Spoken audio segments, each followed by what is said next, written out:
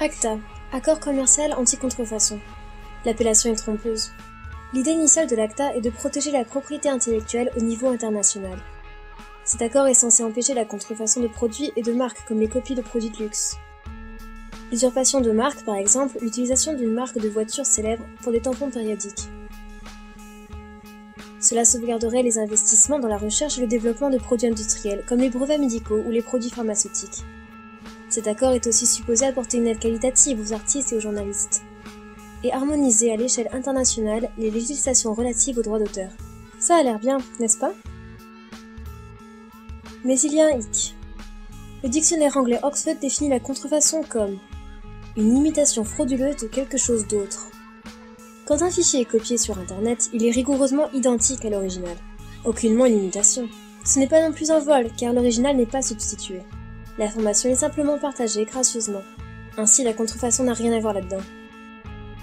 Développons. La propriété intellectuelle n'est jamais vraiment définie par l'ACTA. Elle peut désigner des marques déposées ou n'importe quelle idée ou information qui pourrait être à terme copyrightée, limitée ou criminalisée.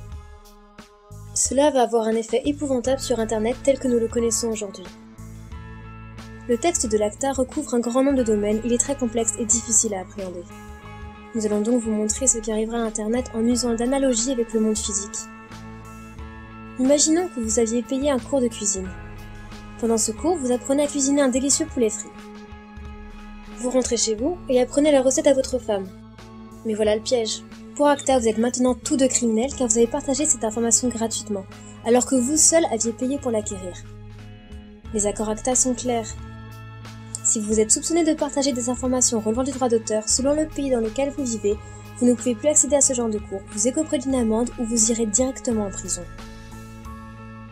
Vous vous dites que probablement personne ne découvrira que vous avez partagé le secret du poulet frit dans la sphère privée.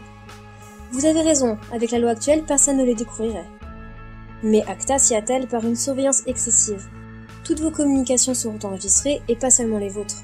Celles de votre famille, de vos amis, tous seront observés, par précaution. Bien sûr, vous n'avez pas besoin de vie privée, de droits civiques ou de liberté, parce que vous n'avez rien à cacher. N'est-ce pas? Maintenant que vous connaissez le principe, regardons comment il sera appliqué à Internet lorsque l'ACTA prendra effet. Imaginez votre connexion Internet comme un tapis roulant, circulant dans les deux sens. Le long de ce tapis roulant, des paquets de données vont et viennent, sortant ou entrant dans votre ordinateur. Avec l'ACTA, les FAI, les fournisseurs à qui vous payez un accès à Internet, seront forcés d'ouvrir et d'inspecter chaque paquet que vous recevez ou envoyez, pour y chercher d'éventuelles données copyrightées.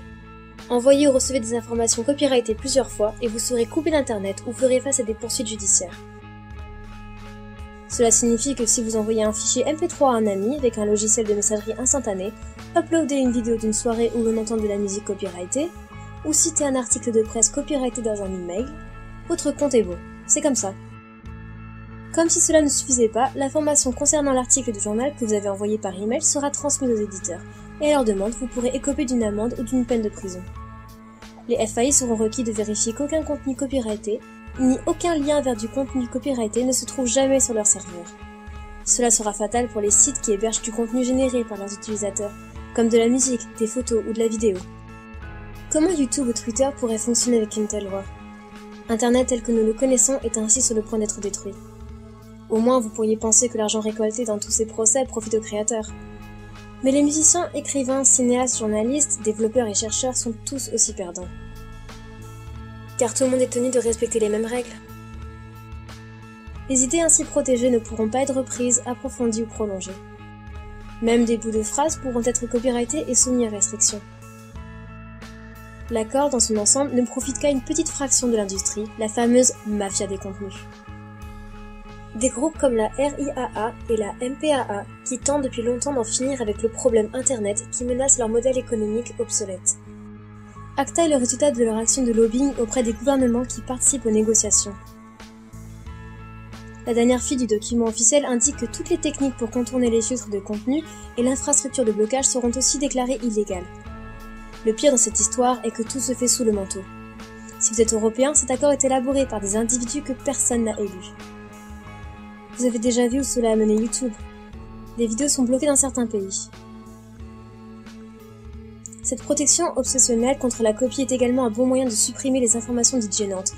une fois que tous les filtres internet et les techniques de blocage seront en place, toutes les informations identifiées comme copyrightées pourront être supprimées. Peut-être que votre blog critique ou votre compte Twitter, ou la vidéo que vous avez faite sur des élections truquées ou des catastrophes écologiques, ou même les photos de vos chatons. Ok, peut-être pas de vos chatons. À moins que vous ne dessiniez le logo de Coca-Cola sur leur fourrure.